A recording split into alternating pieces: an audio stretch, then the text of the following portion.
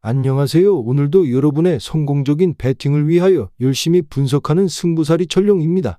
100%의 적중률이 아니더라도 수익 실현할 수 있게끔 도와드리겠습니다.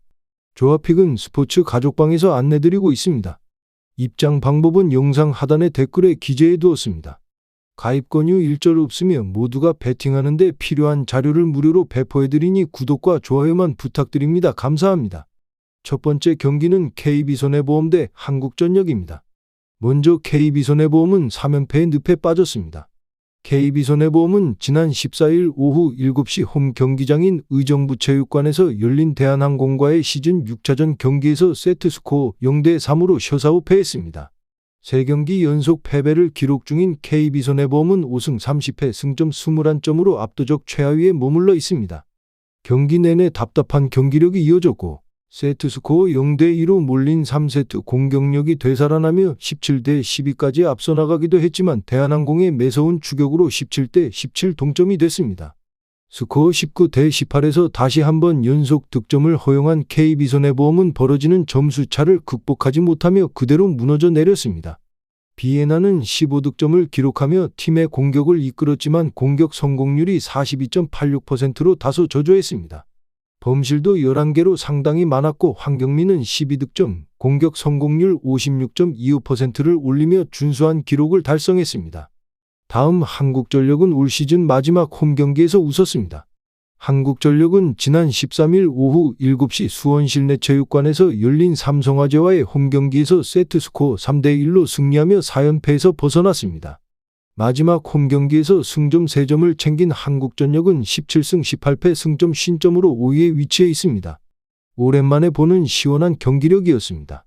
한국전력은 이날 경기에서 공격과 블로킹, 디그, 리시브 효율 등 공수에서 크게 우세하며 손쉽게 삼성화재를 제압했습니다. 임성진의 폭발적인 공격력이 돋보였고 임성진은 개인 한 경기 최다 득점인 26득점을 뽑아내며 4연패 탈출에 앞장섰습니다. 공격 성공률도 58.06%에 달하는 등 공격 순도가 상당히 높았습니다. 타이슨은 20득점, 신영석은 13득점씩을 올리며 연패 탈출에 힘을 보탰습니다. 결론부터 말하자면 한국전력이 승리할 것으로 전망되며 현 시점 양팀의 분위기는 상반된 상황입니다. KB손해보험은 3경기 연속 패배를 기록하며 시즌 막판까지 부진합니다. 반대로 한국전력은 4연패에서 벗어나며 분위기를 살짝 끌어올렸습니다. KB손해보험의 경우 비에나를 제외한 황경민, 홍상혁 등 주요 날개 공격수의 경기력이 일정하지 않은 것이 주요 문제로 꼽힙니다. 또한 블로킹 높이와 범실 관리 능력에서도 약점을 보입니다. 잠잠하던 한국전력의 공격력은 지난 경기에서 차츰 살아나는 모습을 보였습니다. 특히 그동안 크게 부진했던 임성진이 지난 삼성화재전에서 개인 한 경기 최다 득점 기록을 경신하며 살아난 것이 긍정적입니다. 여기에 타이스, 신영석이 모두 두 자릿수 득점을 올리며 삼각편대의 공격 밸런스를 맞췄습니다. 따라서 한국전력이 살아난 공격력과 높은 높이, 범실 관리 능력을 앞세워 정규리그 마지막 승리를 거머쥘 것으로 예상됩니다. 한국전력의 승리를 추천드립니다. 두 번째 경기는 IBK기업은행 대 안양정관장입니다. 먼저 IBK기업은행은 14일 한국도로공사와의 6라운드 경기에서 세트스코어 3대2로 역전승을 거뒀습니다. 이날 경기에서는 아웃사이드 히터 표승주가 서브 2득점을 포함 양팀을 통틀어 최다 득점인 27점을 올리며 팀의 승리를 이끌었습니다. 황민경, 육서영 등 국내 공격수들이 힘을 냈고 아베크롬비도 10점을 올리며 고른 득점 분포를 보였고 승부처는 3세트였습니다. 1, 2세트를 내준 기업은행은 3세트에서 표승주의 활약으로 20점 고지에 먼저 올랐고 상대의 연이은 범실을 유도하며 세트를 따냈습니다. 분위기 반전에 성공한 기업은행은 4, 5세트에서 블로킹에서 11점, 서브 3점을 따내며 짜릿한 역전승을 거뒀습니다. 이날 기업은행은 도로공사를 상대로 블로킹 12대8 서브 6대2로 앞섰습니다. 다음 정관장은 13일 페퍼저축은행과의 경기에서 세트스코어 1대3로 패했습니다. 남은 경기와 상관없이 플레이오프 직행이 결정된 정관장은 메가와 지아, 정우영, 염혜선 등의 주전 멤버 없이 경기에 나섰으나 페퍼저축은행과의 통산 맞대결에서 첫 패를 기록했습니다.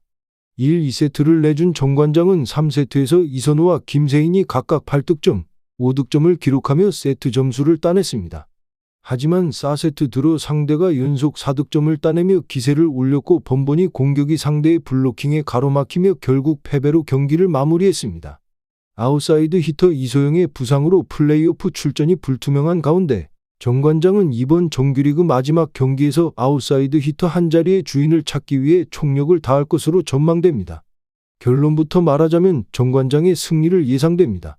상대 전적 3승 2패로 우세를 보이는 정관장은 지난 5라운드 맞대결에서 강력한 서브로 기업은행의 리시브 라인을 흔들었고 쌍포 메가와 지하의 활약과 더불어 국내 공격진 이소영과 정우영의 고른 득점에 3대1로 승리를 거뒀습니다. 정관장은 이번 시즌 상대 서브 득점에서 세트당 1.16개로 기업은행의 2배를 기록하고 있으며 팀 공격 성공률, 세트 등에서 우위를 보이고 있습니다. 또한 정관장은 지난 페퍼저축은행전에서 주전 멤버가 휴식을 가진 반면 3일간 휴식을 가지고 경기에 나서는 기업은행의 체력적 부담이 클 것으로 예상됩니다. 따라서 쌍포의 안정적인 공격력과 강력한 서브를 바탕으로 기업은행을 상대로 승리를 거둘 가능성이 높습니다. 안양정관장의 승리를 추천드립니다. 세 번째 경기는 한국가수공사 대 고양선호입니다. 먼저 가수공사는 최근 잇따른 주축 선수 부상 이탈로 시름을 앓았지만 지난 15일 부산 KCC를 99대 85로 꺾고 연패 탈출에 성공했습니다. 7위 가수공사는 이날 승리로 6강 플레이오프 진출 희망을 이어갔지만 6위 울산 현대모비스가 잔여 6경기에서 단 1승만 추가해도 플레이오프에 탈락하게 됩니다. 이 경기 직전 주축 이대현이 종아리 부상으로 시즌 아웃되는 소식이 전해졌습니다. 그럼에도 가수공사는 KCC 상대로 리바운드 싸움에서 우위를 점하며 상대를 몰아붙여 1승을 거머쥐었습니다. 그러나 이 경기에서 3쿼터 막판 신승민이 허리 부상으로 이탈하면서 가수공사는 승리를 만끽하지 못했습니다. 이날 가수공사 선수들은 전반적으로 고른 활약을 이어갔습니다. 앤드류 니콜스는 3점포 3개 포함 32득점을 터뜨려 팀 승리의 주역이 됐고 박지훈은 3점 야투 성공률 100%로 14득점을 신승민 역시 3점슛 2개 포함 14득점. 지난 경기에서 부상으로 이탈했던 샘조세프 벨랑겔은 벤치에서 출발해 10득점으로 두 자릿수 득점을 올려 팀 승리에 보탰습니다. 다음 선호는 올 시즌 전반적으로 경기력이 부진했었고 가수공사 KCC전이 치러지는 같은 날 고향에서 창원 LG에게 64대 95로 대패했습니다. 이 경기 패배로 LG에게 시즌 전패를 당한 선호는 시즌 33패째 기록하며 8위에 머물렀습니다.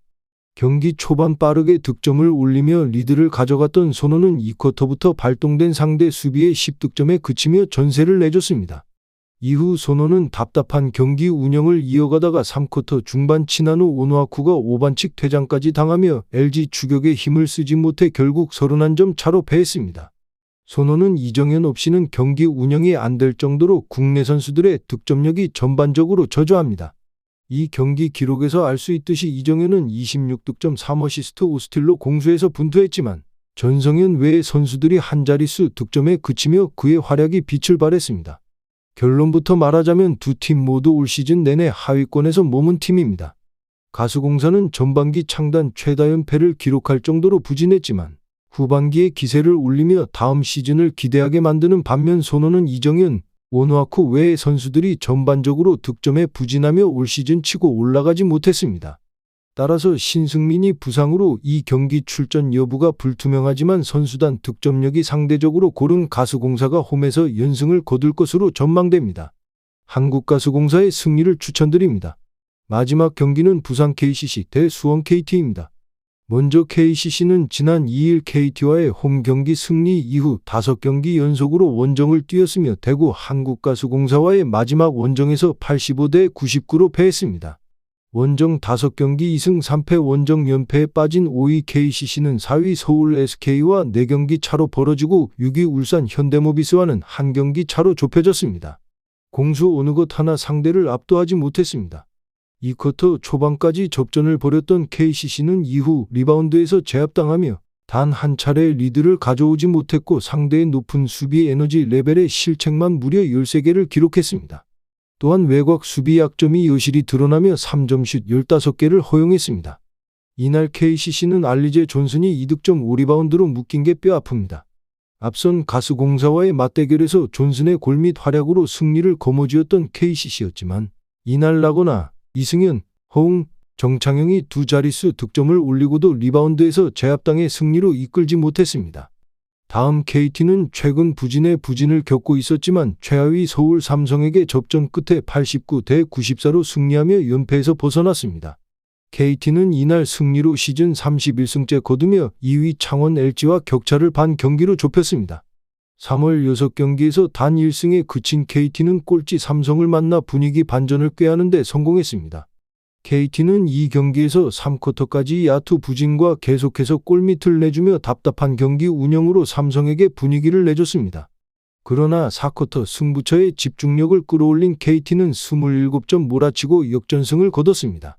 이날 승리의 주역은 패리스 베스였습니다. 비록 3쿼터까지는 공격 흐름이 매끄럽게 이어지진 않았지만 전체적으로 팀 공격력을 이끈 베스는 이 경기에서 29득점 16리바운드 8어시스트로 맹활약하며 팀 승리를 이끌었고 하윤기도 16득점을 올려 팀 승리에 보탰습니다. 결론부터 말하자면 수비 안정감이 적은 두 팀이 만납니다. KCC는 올 시즌 내내 불안정한 수비 때문에 애를 먹어 상위권으로 치고 올라가지 못했고 KT는 안정감 있는 수비와 베스의 득점력으로 2위까지 올랐지만 5라운드부터 수비가 무너지더니 원정 3연패, 3월 7경기 단 2승에 그치며 4위 추락 위기에 있습니다. 따라서 수비가 불안정한 두 팀의 맞대결은 홈팀 KCC가 백투백 경기와 장거리 원정으로 체력적인 부담감이 있는 KT 상대로 득점을 퍼부으며 KT전 홈 연승을 이어갈 것으로 전망됩니다. 부산 KCC의 승리를 추천드립니다.